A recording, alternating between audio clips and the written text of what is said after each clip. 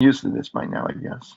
Okay, so I thought tonight I'd start with a different database that was among the project databases and take a different approach. Before I was saying, let's look at this pair of variables or these variables and decide from what kind of variables they are, what kind of tests that we should do, and so on. This time I'm going to take a slightly different approach. I'm going to open up this Framingham data. And it's a heart study, a study of heart disease and smoking and several other factors. This PDF file, which is on Blackboard, is the description of this long-term longitudinal state study on heart disease. And we have a code book here that describes these various variables and what they are. Here's the variable name, here's the label describing it. For instance, we have gender, for instance, sex. We have cholesterol levels, total cholesterol. We have other cholesterol levels in here as well. We have the presence of angina on reported myocardial infarctions, heart attacks reported, and so on and so forth. We're going to take a look at what kinds of data that these things really are. Okay, so I'm going to open up the data file itself. Whoops, the data file itself and try and get to that. Yeek, here it is.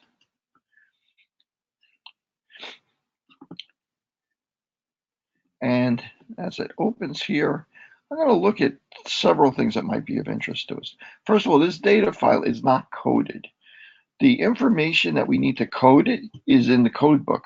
In other words, we can figure out what these various variables mean from this code book, presumably, I hope, at any rate.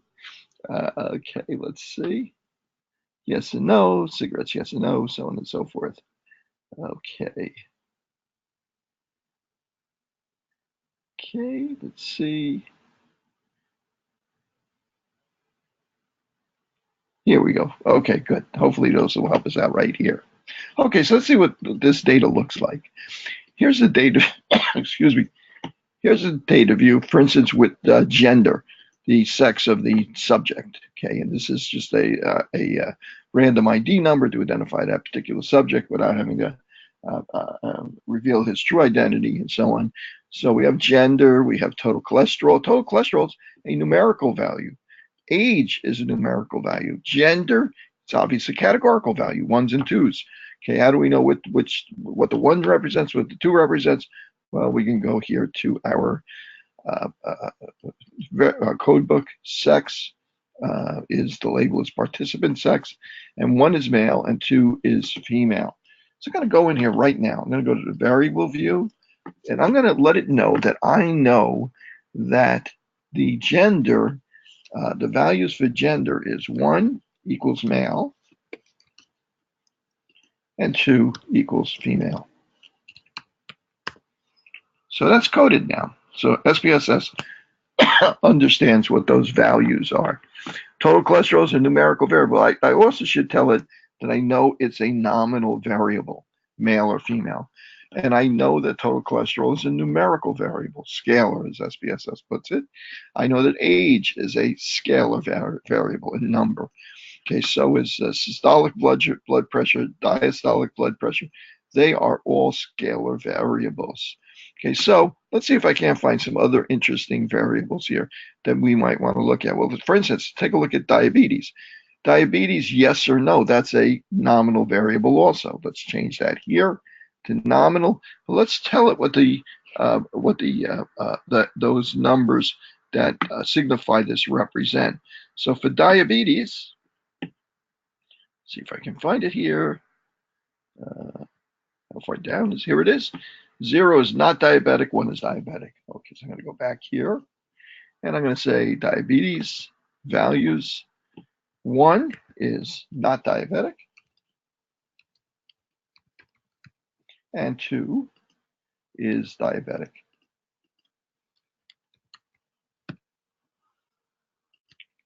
Click OK. So, see if I can't find something else here. How about education level? What kind of variable is education level? Well, it could be numerical, right? Number of grades completed or something like that. But let's take a look at it to make sure. Well, in fact, where is education? Education, I think it was after that, right? Let me see in relation, it's the 10th one in. Nope, it's not the 10th one in. I lost it now.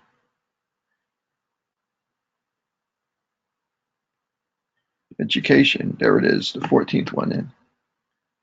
Here we go. One is 10 to 11 years, two is high school diploma, three is some college, and four is college graduate. Okay, so it's categorical, even though it could have been years. It in fact is categorical. So let's put that in as categorical variable. So education is nominal also, and let's put in our values. Label one is less than high school diploma.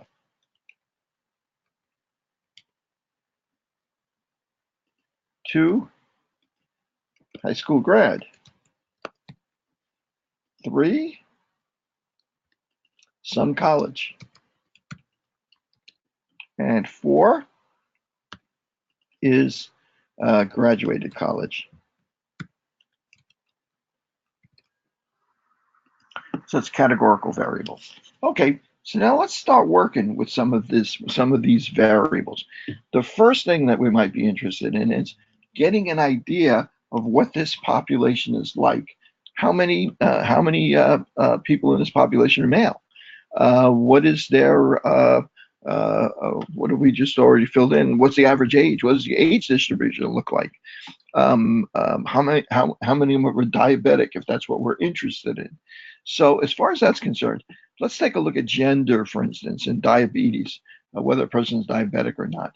Those are nominal variables. So we're interested in the frequencies. How many people in that group are diabetic or not? So I'm going to go to analyze descriptive statistics of frequencies, and I'm going to take a look at gender, and I'll take a look at diabetes, diabetic, yes or no, as well. So let's take a look at this and see. Let's say I'm interested in getting bar charts for this, right? And frequencies is okay. We'll get the number of people.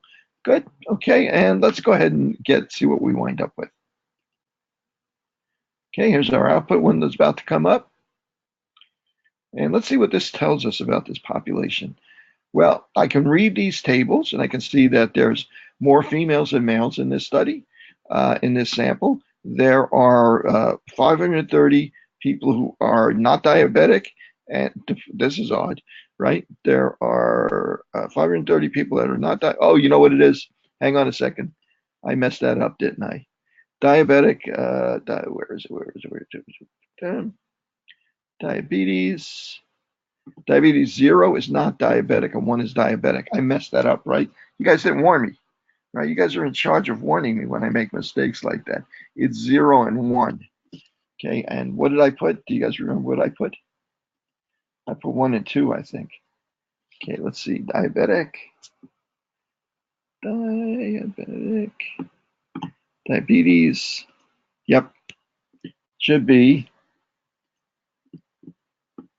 1 is not diabetic. That's right. That's 2. It should have been 0. And I think, right, I've still got it wrong, didn't I? Let me go back there and take a look at that. Decided way. Diabetes, 0 is not diabetic. 0 is not diabetic.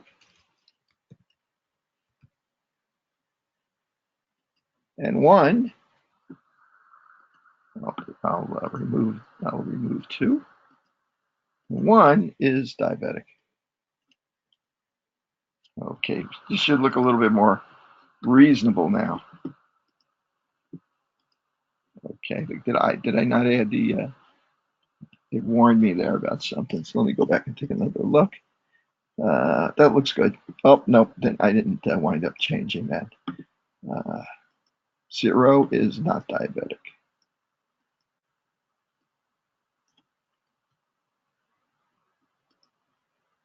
Okay, all right. SBS, that's a little fussy with this stuff. So I'm going to go back and do this again. Analyze, descriptives, frequencies. I already have the variables in there, and all the choices I made are still there. And let's take a look at this. Well, now it makes a little bit more sense now, doesn't it? There's more females than males. We know that. We saw that. There's 56% of respondents are females. How about diabetes? Well, 4.6% of this, oops, I'm not in the right one. 4.6% of this pop, I still got the same thing, didn't I? Diabetic or not diabetic, 4.6 and 95.4. That doesn't make any sense to me. Not diabetic is 0 and 1 is diabetic. Let's take a look at these values. 0 is non-diabetic. Yep. Is that what I put in there? Let me go in here and take a look at it again for the 12th time.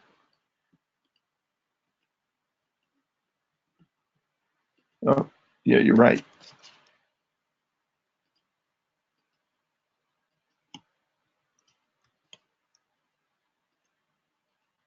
One is diabetic.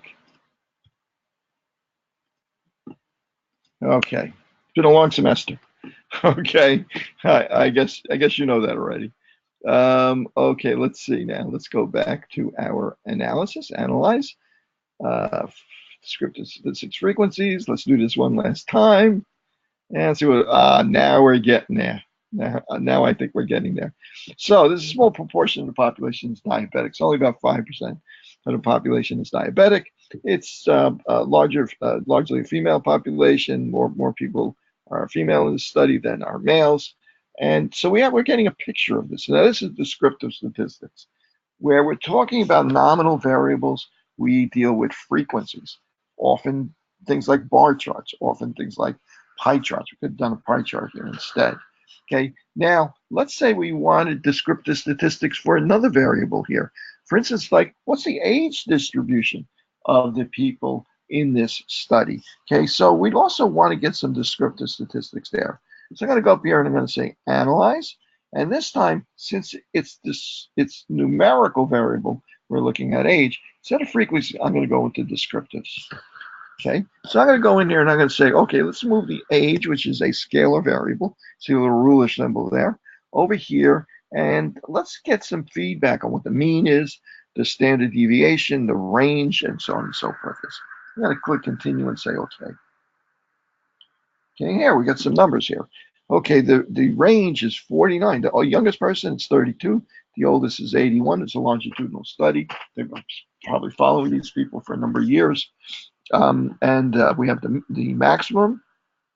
We have the average age is 54 years old, and the standard deviation. Now we don't see many other factors in here, such as the median and so on and so forth. Let's get if we want that, we can get that also through some more calculations that we can go to analyze and descriptives, and we can go into explore. Explore will give us a bit more information about age.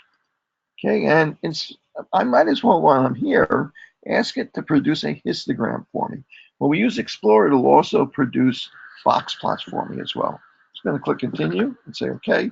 Let's see if we can get a look at what the distribution of ages looks like here. Wow, pretty normally distributed, right? There we go. And there's our range from 30-something years old up to 81 years old. And we got a very succinct picture from this histogram of what this looks like. The mean and standard deviation are here as well. And we get more information as well. We get a 95% confidence interval for the true population mean, not just the mean of this sample that we've taken from the population, this random sample of people. We get the maximum minimum, we get the range, we get the interquartile range as well. But you know, we're also going to be able to get a look at the interquartile range graphically from the box plot as well. Let's say we're interested in seeing what's the distribution of ages for males and females in this study. So we can go up here to analyze, descriptive statistics go into explore again, and we already have age in here as the dependent variable. I'm going to put in the factor list the nominal variable that we want to divide these groups up into. I want to divide this up, the ages up into males and females, and see what the comparison of the two is. So let's see, let's divide that by sex, factor that by sex.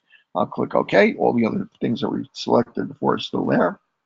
And now we get a separate histogram and separate data. The mean for males is about 54.5 years old, and for females 54.8 years old. Not much difference. So here is the distribution for males, and here's the distribution for females, and here are side-by-side box plots for males and females. This bar represents the median. We can see that the range looks a tiny bit higher for females, and the median age for females looks a little bit higher as well, for whatever that's worth. Not very different, though, is. Okay, so, yeah, thanks for pointing that out to me now. I realize that now. So, at any rate, so we got a lot of ways to get descriptive statistics. One form of descriptive statistics, we're using frequencies, bar charts, and so on and so forth. For nominal variables, we're using histograms, box plots, and so on and so forth. Mean, standard deviation for describing how numerical variables vary within a sample. Okay, so let's take a look at some statistics that we can actually do here. Let's say that, for instance, we started to look at several variables here. I'm going to move them together just so you can see you can do this. The ones that we started to work with already were gender, diabetes, let's see what else we were looking at here, education, whoops, up,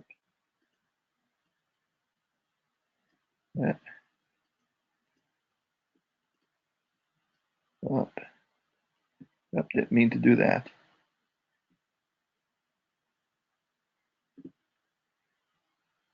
Let me undo that.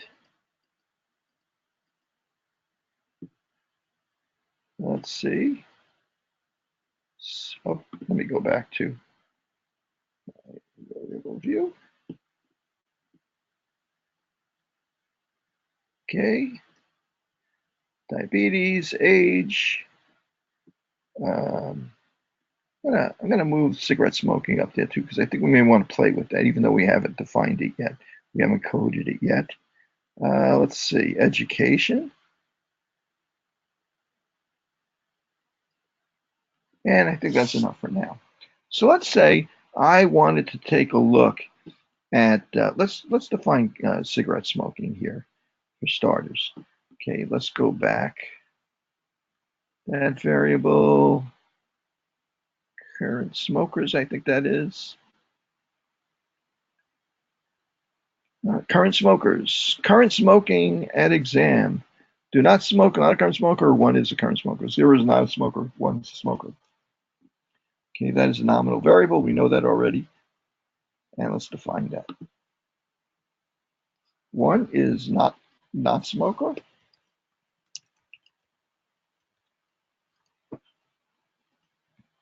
And 2 is a smoker. And I'll click OK. Let's say that we wanted to take a look at the mean age of people who are smokers versus people who are not smokers. That's an interesting idea there. So smokers are either not smokers or non-smokers. That's a categorical variable.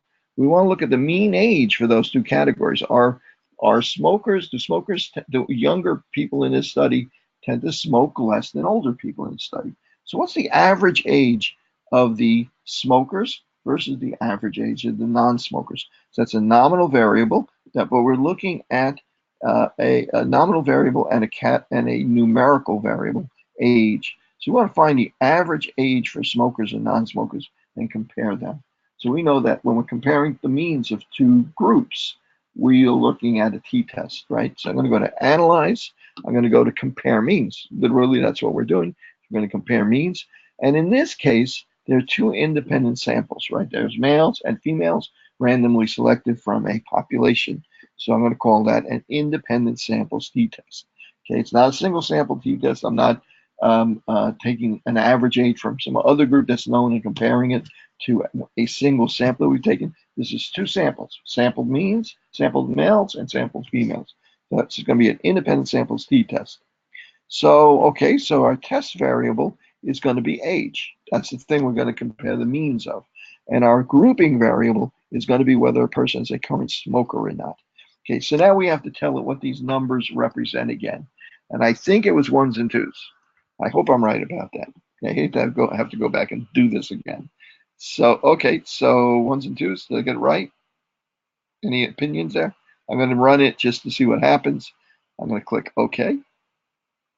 And our output window comes up. Let's take a look at what our result is. Independence. Okay, I guess I got it wrong, right? I got it wrong, didn't I? Yes, I got it wrong. Okay, we'll see what it really is. 1 and 2, smoker, non-smoker. Analyze, compare means, independent samples t-test. Current smoker, 1 and 2. Define the groups, looked okay. Let's see what the error was.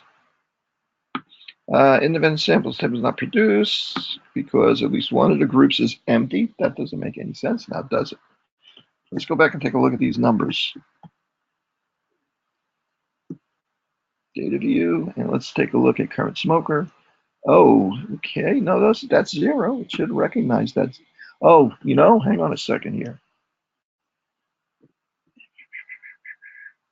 Current smoker, oh, 0 and 1. I did it again. It's because I always tend to define these as 1 and 2. Okay, 0 is not a smoker, and 1 is a smoker. Now let's go back here again.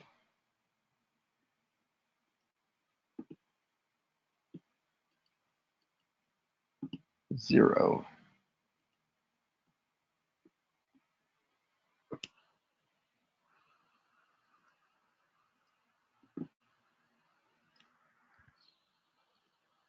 Okay. Do as I say, not as I do. Analyze. Compare means. Independent samples t-test. Everything's set up, so this should work, I think, now. Oh, no, it doesn't work because I didn't change that 1 and 2. Compare means. Independent samples t-test. I have to change redefine the groups to 0 and 1. I click continue and say, okay, now it will work. There we go, it worked. Okay, so let's take a look at this. The mean age of non-smokers is 56 years old. The mean age of smokers is 52 years old. So let's say, why would that be? Why do you think there might be a difference? So as you're doing this, as you're working with this data, you might say to yourself, what's going on here that when I see an interesting result like that, like a difference in the average at 57 versus 52, seems pretty significant difference in the average age, right? What do we think about that? Why is that happening? And I'm thinking that possibly that the reason why that's happening is because as people get older, they develop health problems, and maybe as they got older, they stopped smoking. These current smokers, remember, not former smokers. So people are younger, maybe they're still continuing to smoke. Okay, so let's compare these two means, 56 to 52. So if we go down here to our independent samples test, a standard deviation looks pretty similar, but according to the Levene's test for inequalities, it's telling us that we should use equals variances not assumed, probably because the sample size is so large. That small difference had a bigger impact. But it's not going to have very much impact on what the result's going to be anyway. So this part is just a test to choose whether we should assume equal variances or not assume equal variances. I wouldn't worry about it since they're so close together anyway. So what does our t-value come out to be? Our t-value comes out to be 28.155. That's a very large number. If you guys recall, typically these numbers are like 1, 2, 3, and so on and so forth. So the probability we would be wrong if we reject the null hypothesis, another way of stating this is the probability we would get this extreme of value for the t-score if the null hypothesis were true is vanishingly small, is less than 0.001. Okay, so the probability that we would be wrong by rejecting null hypothesis is less than 5%, which typically is going to be our acceptable alpha error. So we would reject the null hypothesis. Now, of course, we would have selected the null hypothesis to start out with. Typically, in a situation like this, it would be that that there's no difference in the average age of smokers versus the average age of non-smokers, or the mu for smokers, mu age for smokers is equal to mu age for non-smokers. And the alternative would be that mu age for smokers does not equal the mu age for non-smokers. Okay, so I'm trying to rush through this very quickly, so try to get as much in as possible. So I apologize for bouncing back and forth a little bit. Okay, so that's an example of a t-test. Now let's go back and take another look at that again. Let's take another look at this again and say to ourselves, gee, okay, that's very interesting that we have that situation, okay? So now let's take a look at something like education. I wonder what the average age of people in this study is by the number of years of education that they have. The younger people have more years of education than older people that have more, and so on and so forth. I would think probably older people have had more time to go back and finish a degree and so on and so forth. Let's take a look at this. Let's take a look at average age of education, right? Average age by educational group. Now, this is, if we had years of education, we had the number of years of education for each person, this would be a numerical variable, and this would be a numerical variable. But in this case, education is a categorical variable. And if I open this up again, the values, you'll see that there are 4 categories here. So we have 4 categories for education, and we have a numerical variable called age. So now we're comparing the average age for 4 different groups to one another. Well, t-test is only good for comparing the average age for 2 groups. So for 3 or more groups, we have to use analysis of variance, right? So let's go ahead and do that. Let's say analyze, compare means, except this time we're going to use analysis of variance.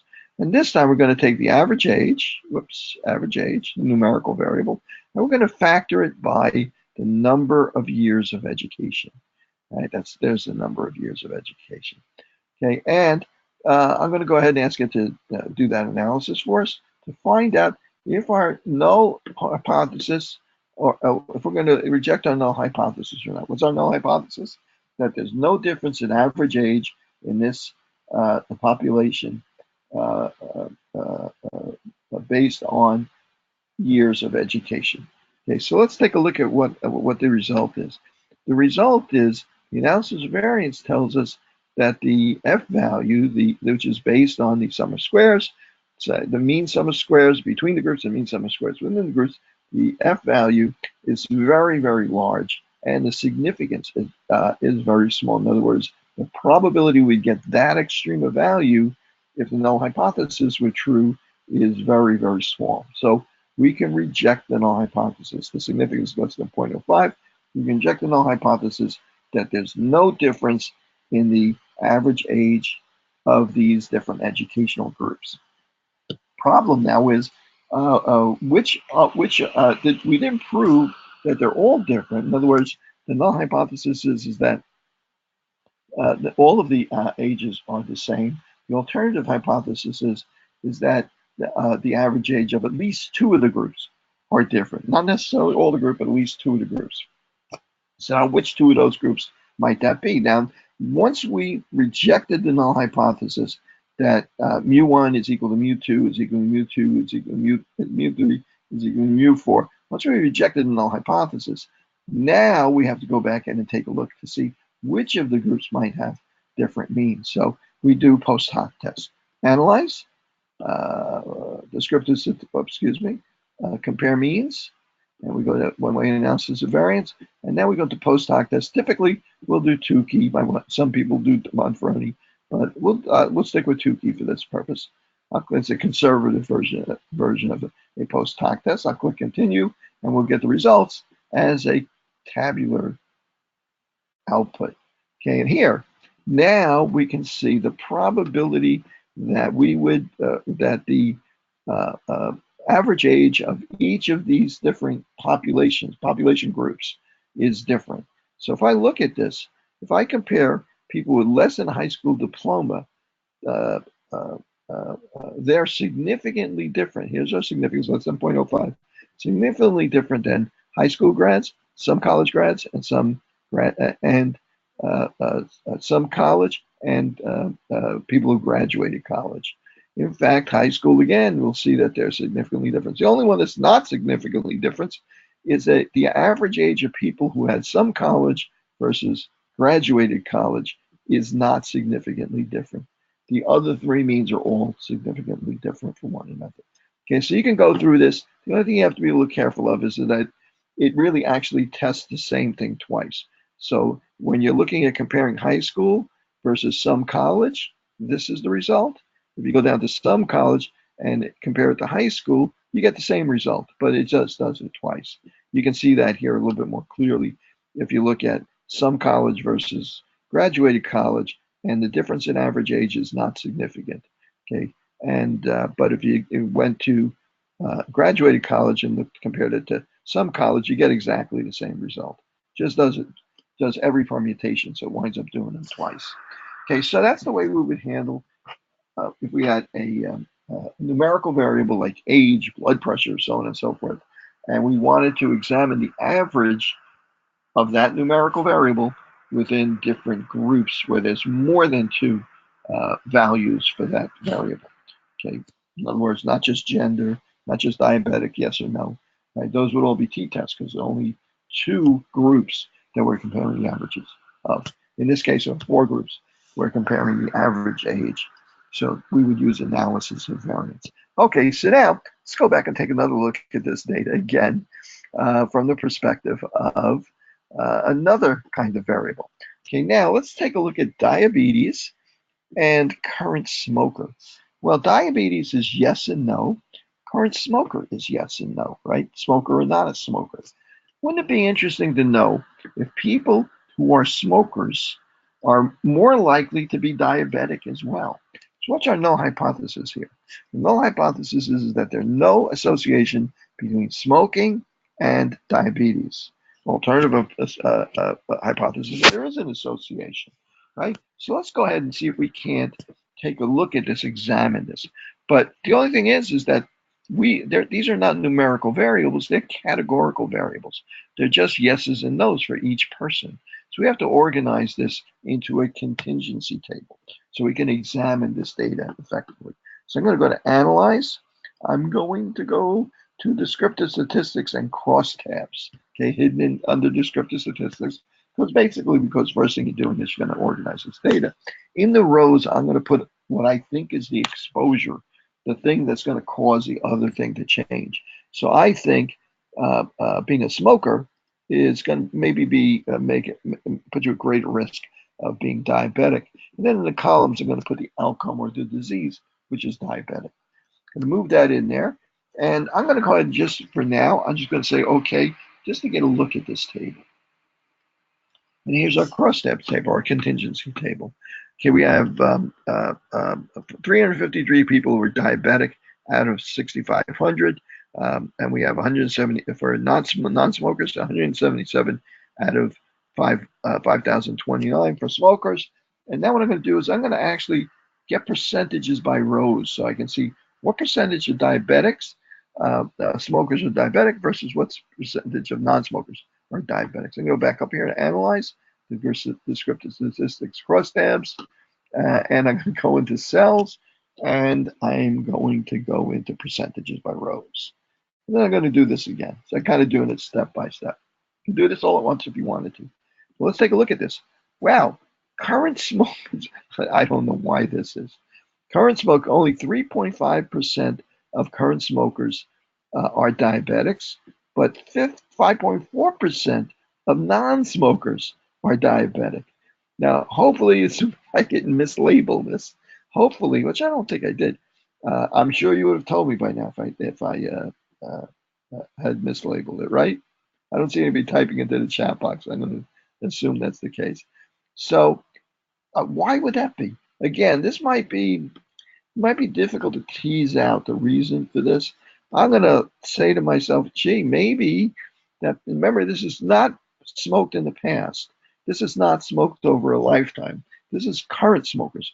Maybe people who are know they've been diagnosed with diabetes, maybe those people have been advised by their doctors, know not to smoke.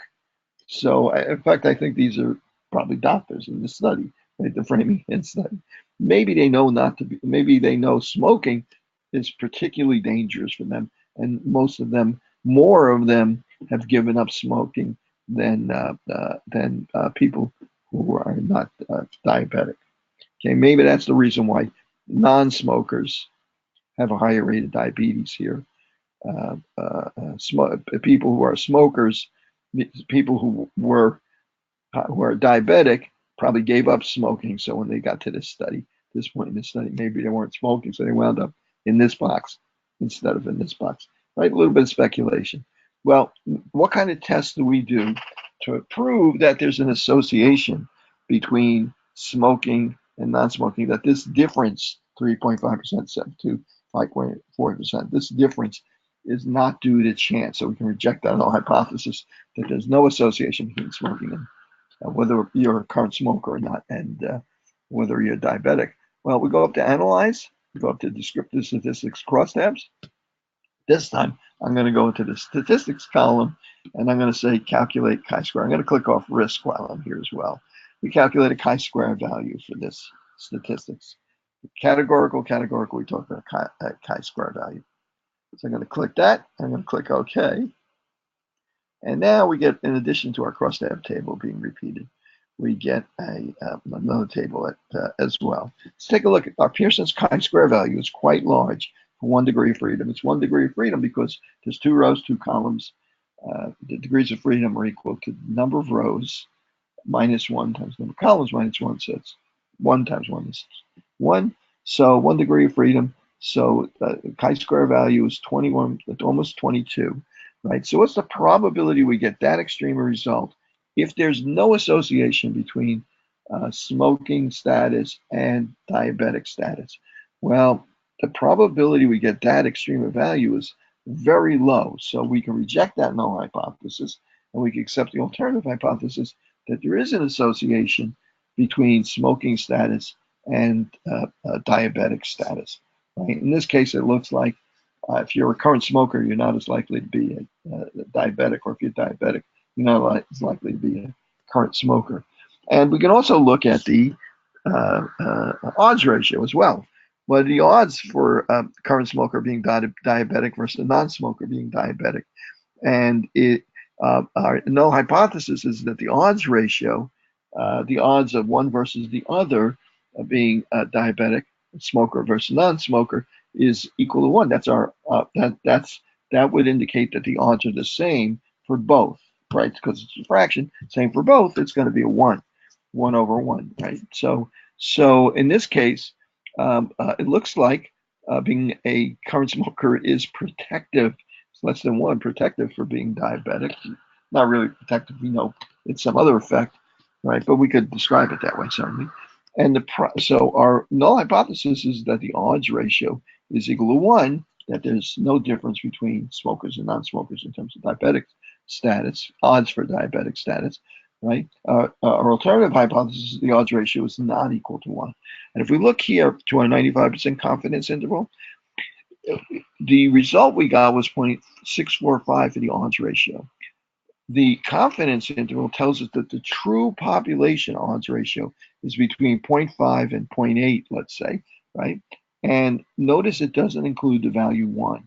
So we can conclude that the value is different than 1. In other words, reject the null hypothesis that the odds ratio is equal to 1 and accept the alternative hypothesis that the odds ratio is different than 1. In other words, there is a difference in the rate for smokers and non-smokers. Same conclusion as we got chi-square. In fact, you would expect the same conclusion wouldn't you? And this next one is for relative risk. Next line is for relative risk.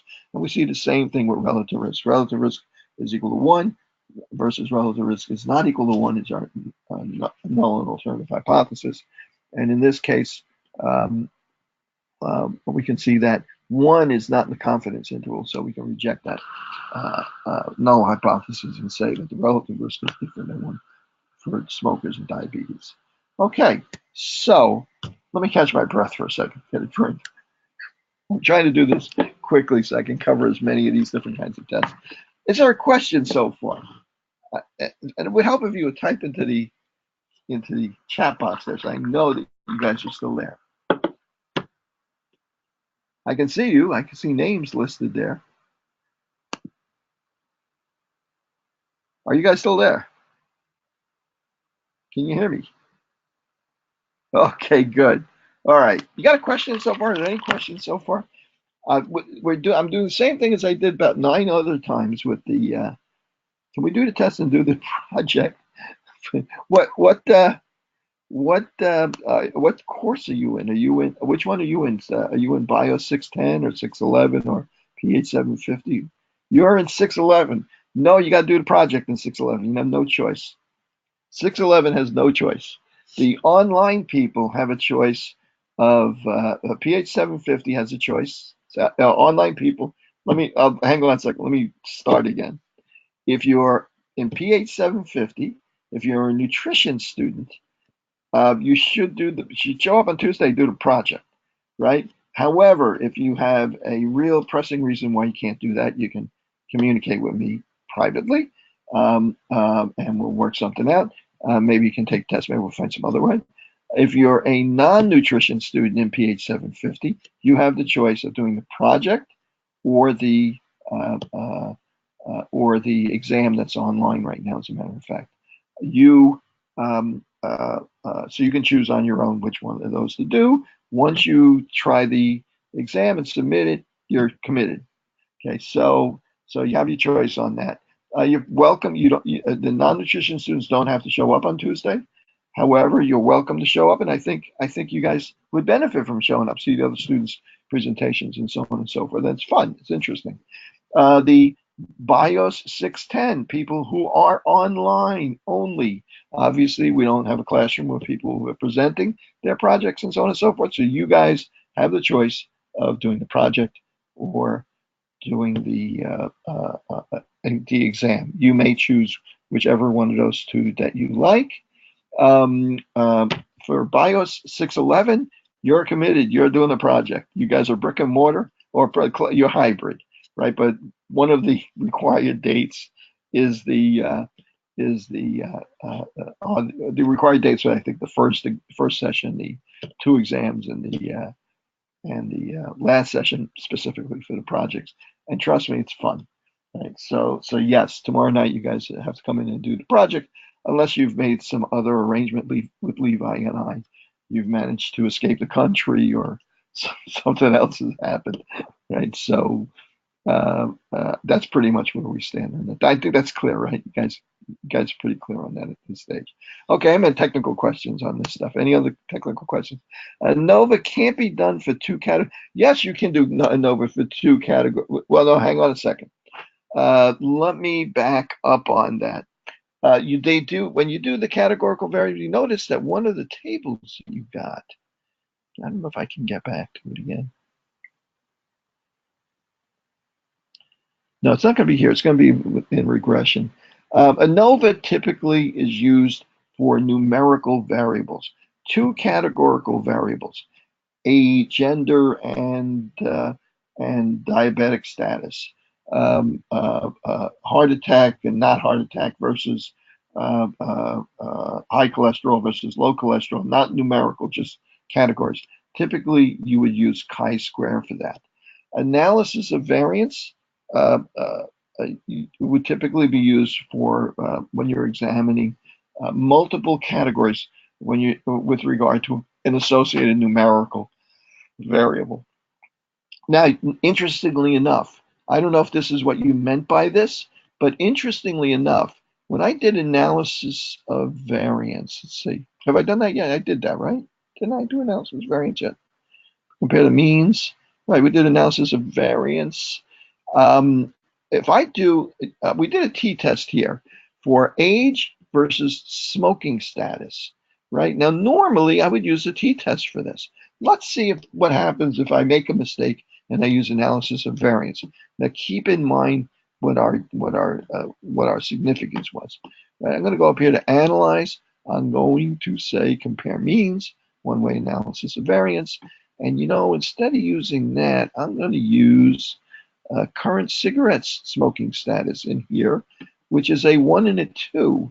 Right? Let's see what happens if I do this for only two values rather than 4 values. I'm going to click OK, and my analysis of variance comes out to be post hoc tests were not performed because there were fewer than 3 groups. I didn't bother with post hoc tests because you've already proved there's only two categories here, two groups within that category of cigarette smoker and not cigarettes. It doesn't need the post hoc test, but the significance comes out exactly the same. If this wasn't as severe, if you actually saw the significance of the probability, this is very much like just doing a t-test as well. So analysis of variance, you could use analysis of variance for 2 groups, but you have a t-test for that really. And you have other versions of the t-test which are more specific to different kinds of comparisons of 2 groups, paired samples, single sample, and so on and so forth.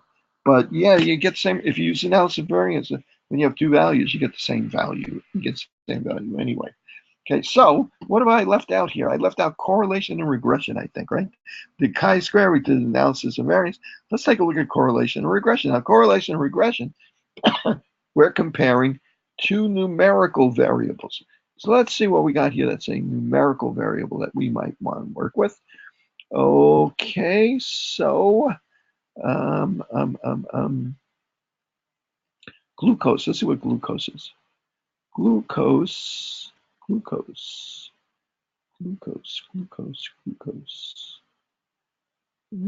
I miss it? It's got to be here somewhere. Glucose. Serum glucose level, 39 to 476. Let's see if there's an association between a person's glucose level and, I'm looking for a numerical variable, and their age. What the hell? Is there an association between blood sugar levels and age? Okay, both of those are numerical variables. Okay, so how would I examine that to start out with? Well, for starters, I might say to myself, glucose, there we go, got it right there. For starters, I might say to myself, let's look at that. Since they're numerical variables, let's present that graphically and see if we can see or visually find an association. So I'm going to go to scatter dot. I'm going to look at a simple scatter dot for, I'm going to look for age versus glucose level. Where is it? Serum cholesterol, diabetic, diastolic, age, casual glucose. Is that it? I think that's it. I think that's the one that we want. Okay, it looks like it's a numerical variable anyway. So again, let's take a look at what this looks like on a scatter plot. Does it look like they're associated? Kind of hard to see because so many of them are down low there. Okay, I'm gonna just draw a quick line here, best fit line, and see if it looks like it. It's kind of hard to do this stuff with these really big data sets. Okay, check. Nope, that's not what I want. Nope, that's not what I want still. Oh, here it is. I got it already. Draw a best fit line. Okay, let's see what it looks like. Well, it doesn't look like much of a slope here, does it? Okay, well, let's take a look at it. It looks like there might be, but it sure doesn't look like a very good one. Well, I'm going to stick with this anyway since I went down this path. So let's evaluate this to see if there's an association between these numbers. Actually, you want to know something? I think I'm going to abandon that and go for something else. Let's go for total cholesterol And we know this is going to be, I'm pretty sure that we know that this is going to be true. I'm going to look for cigarettes. Total cholesterol. Do we have any other kinds of cholesterol?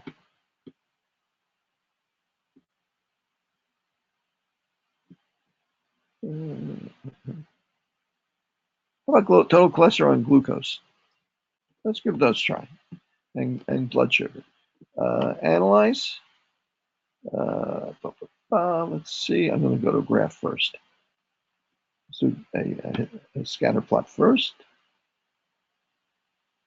And let me get rid of this over here. And I'm going to put, I got glucose in there. Let's put total cholesterol in here as well. You know, it doesn't rearrange them here. You know, I guess they're, let's see, total cholesterol.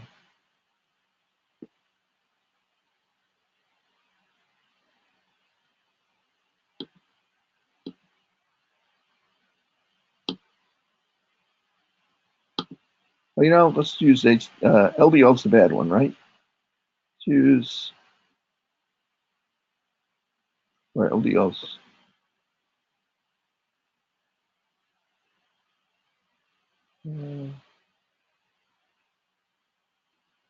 Let's see if there's association between glucose and LDL.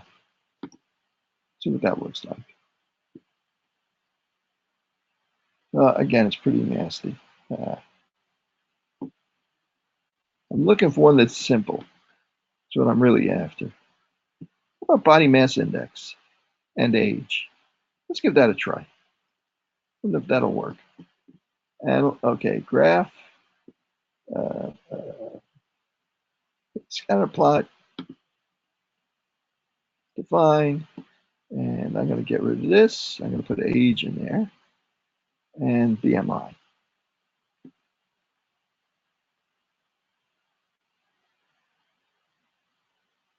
Body mass index. That one moved. Okay, click OK. Let's see if we see a association there. Oh man, that's a real mess. I would have thought we've seen some sort of association there. Well, let's see if it actually exists or not. Okay, and it looks like there's a little bit of a slope there, not much of a slope. So body mass index does seem to go up a bit as a person ages. But let's go ahead and take a look at that anyway from statistically. So how would we associate that? What would our null hypothesis be here?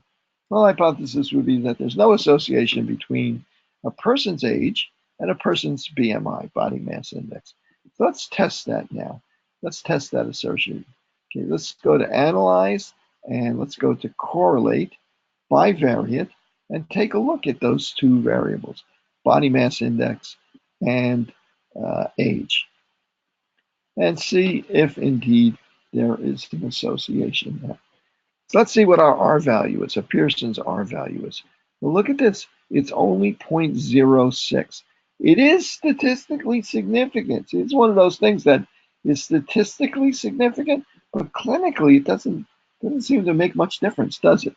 It's really, the association is very weak, right? So I would have guessed, you know, most people put on some weight as they get older. But in this particular population, it doesn't look like that's such a significant factors.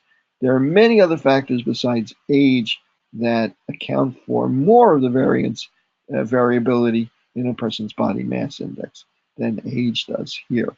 Okay, so had I taken this to the next step, where I wanted to demonstrate statistical significance, we could say, reject the null hypothesis, say there is an association between body mass index, between age and body mass index, right? There is an association. We could reject the null hypothesis because it's less than 0.05, but clinically, doesn't look like it's a really, among all the things that might be causing body mass index to increase, it doesn't seem like it's the most relevant factor, does it?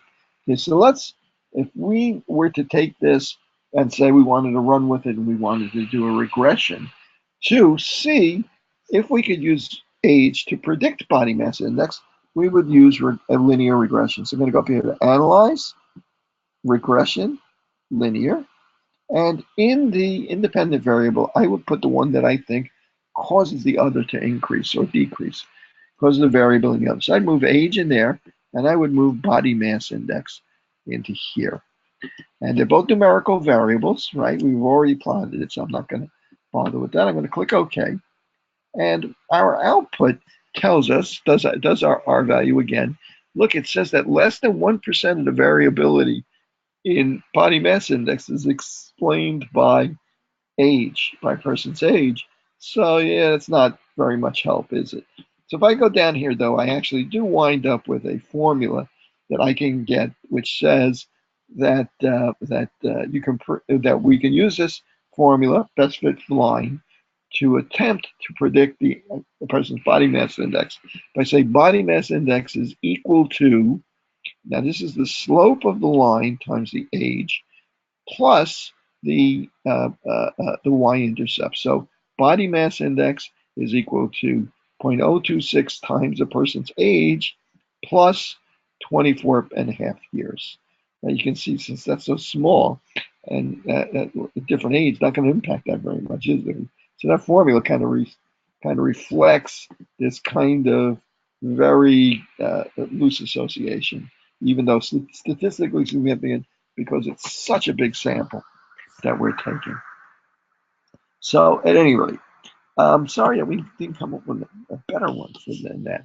The numerical variables, because there are a lot of numerical variables here. Let's see if there's an association. Well, it's kind of like, since one is part of it, it's really kind of cheating. I was going to say total cholesterol and LDL or something like that. But that doesn't seem very fair, does it? Since one is part of the other. Yeah, I don't have that. Okay, well, some numerical variables. So let's go to variable. Let's go to data view. What do we have here? Age, BMI, glucose. Okay. Cigarettes per day. China, categorical. We've got blood pressures here, I think. About heart rate and age. Let's try heart rate and age. Analyze, how far over is heart rate? Let me move heart rate over here next to age. Okay, heart rate and age. Let's try that. Analyze, correlate, bivariate. Okay, let's get body mass index out of there. And where did age go? I gotta open this and close it, I think, to get it to go away. So age is there.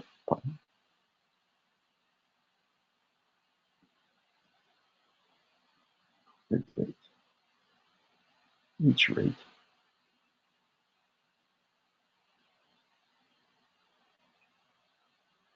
Not the lost it again.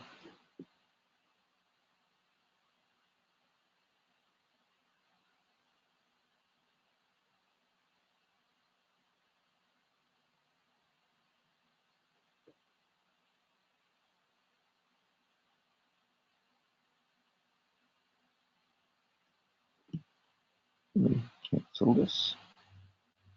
And let me see. It's scalar and scalar. Okay, let me try it again. Analyze, correlate, bivariate. Okay, body mass index out. So BMI, glucose, and BMI. Glucose, BMI, and then here we go, heart rate, ventricular rate. That's right, I didn't notice. Okay, let's see if there's a difference between these two. Click OK. There's an association between these. It's a little bit stronger. It's 2.4%. Again, it's not a great association. This is also statistically significant. A lot of times you'll find that you can see a statistical significance just because you have such a large sample size, but clinically it really doesn't give you that much more information. So I'm gonna give up on this there. But if you had to, you could then do your regression here, analyze, regression, linear, with these same two variables. age. Let's see if it has an effect on heart rate. Okay, and we wind up with our formula is going to be that a person's heart rate is equal to 0.032 times their age plus the y-intercept 75. So you can still create a formula like that and use that formula to try and predict the heart rate of a person based on their age. And you could say to yourself, well, the R value is 0.024, R squared is 0.001. So that much of the variability in heart rate is due to a person's age. So again, not very significant, not a very clinically significant outcome, even though statistically it's significant. Okay, so that really wasn't much help. The numerical variables there. And although it's interesting, we saw a couple of interesting things there. Okay, guys. So at any rate, good luck on this stuff. Keep in mind that the reason why I was showing you this is because the type of test you do is determined by the kind of variables that you're working with. You do a t-test when you're comparing the means of two groups, right? So it's a categorical variable, numerical variable. Categorical variable contains your two groups, male, female, level of education, so on and so forth. And the chi-square used for categorical variables. Diabetic, yes or no. Smoker, yes or no, for instance. And analysis of variance, you use when there's more than three groups. Ethnic group, it could be 7 ethnic groups. You compare the average income level of 7 ethnic groups. So comparing 7 averages, not 2 averages, so use analysis of variance. And then finally, correlation regressions when you're looking for an association between two numerical variables, such as, say, BMI and some other numerical variable like blood pressure or something like that.